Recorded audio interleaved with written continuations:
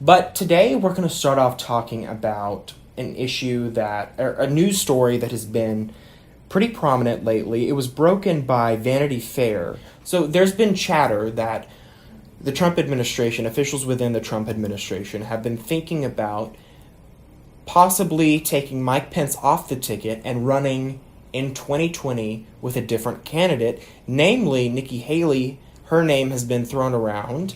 This is very interesting to me for a variety of reasons. I think that everybody realizes and has realized for years that Nikki Haley has presidential aspirations. She's been Right. extremely hush-hush about this. But when she was first given the role of ambassador to the United Nations, everyone knew that she needed foreign policy experience. She was the governor of South Carolina. She served 3 terms in the South Carolina House of Representatives.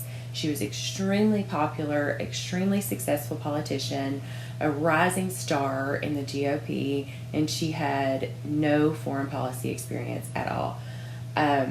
The ambassadorship to the United Nations was really seen by everyone as a stepping stone for her. What is so interesting to me about this is that they are replacing Mike Pence.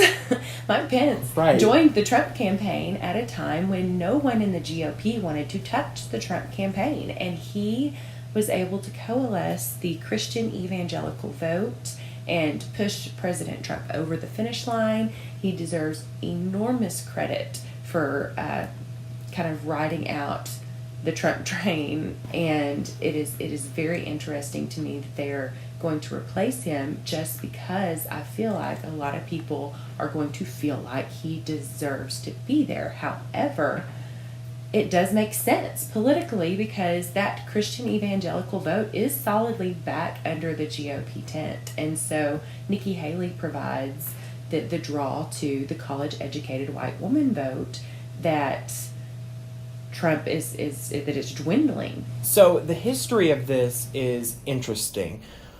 Franklin Roosevelt was the first president, not the first president, but he holds the record for the most vice presidents. So, which was 3 during his presidency, which was obviously longer than most presidents get, than any Right. other president has gotten. And then for another example, Richard Nixon did have 2 vice presidents, Spiro Agnew and then of course Gerald Ford, who went on to be the president when Nixon resigned.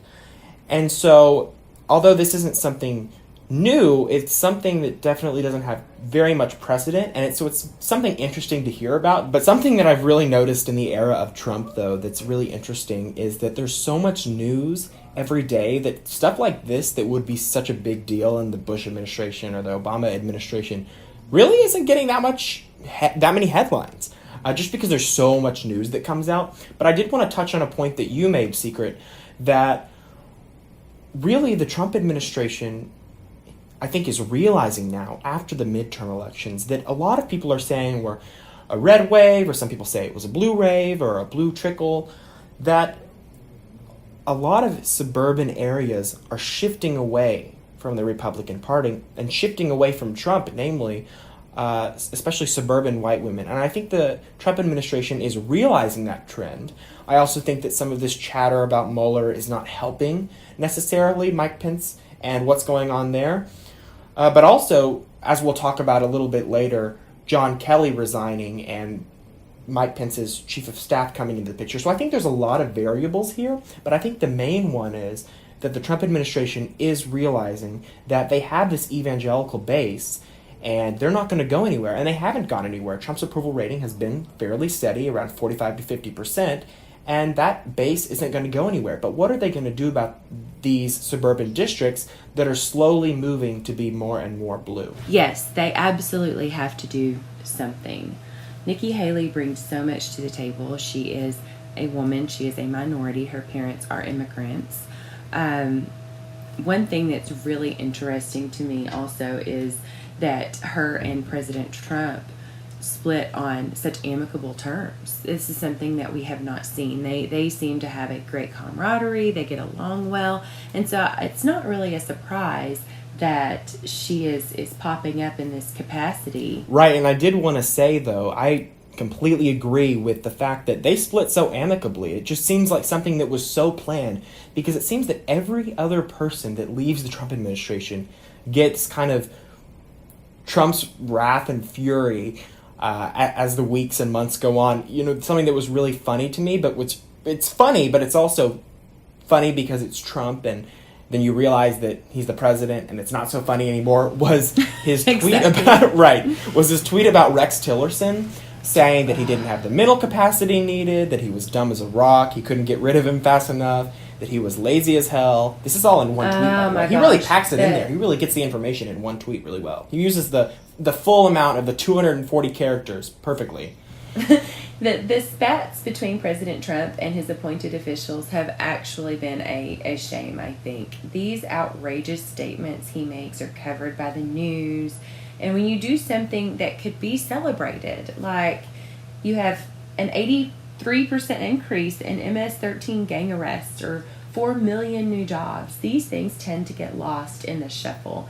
If he would walk the more professional path of circumstances concerning the dealings of the country are constantly changing, these are high-stress jobs, etc., that would probably yield at least a better perception. Instead, these breakups have been very dramatic, very public. The tweet about Rex Tillerson I just thought was frankly disgusting. I think this is one of the times that he just really needs to figure out how to rein himself in, because his very good policies and the good things that he's doing are not being recognized because he continues these outrageous and outlandish things.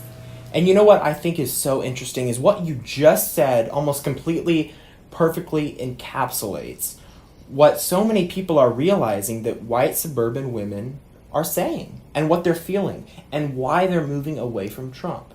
I personally am a fan of Nikki Haley. I would love to see her in the spot. And I really think that Republicans and Democrats would benefit from this. You know, Democrats are continuing on this kind of idea that they want to impeach President Trump or possibly impeach President Trump. And then I don't know if they've really thought about it, that they're going to have Mike Pence, somebody that is known to believe in gay conversion therapy and a lot of other, he had a lot of anti-LGBT laws that drove so much business out of Indiana when he was governor and really wrecked the economy.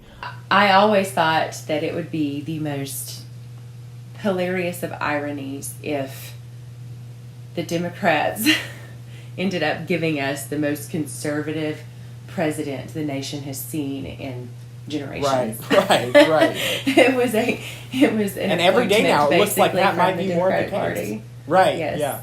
That's one thing about the Democratic Party that I wish they could change, because I really appreciate a moderate Democrat, and I vote for moderate Democrats. I think that if the Democratic Party had better foresight, that would be that's probably the thing that they lack most right now, is they do not understand the long-term implications of a lot of their decisions.